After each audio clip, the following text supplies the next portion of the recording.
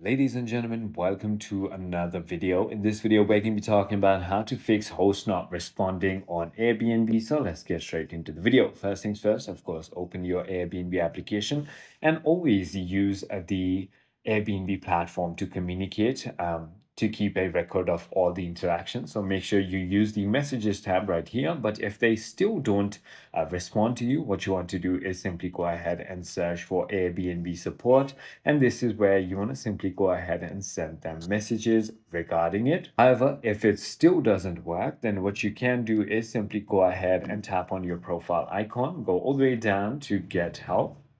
And finally, go ahead and tap on get help with a safety issue. Or you could also simply go ahead and write it right over here on the and you can simply go ahead and tap on I need help with something else right over here, and you can simply explain your message right over here.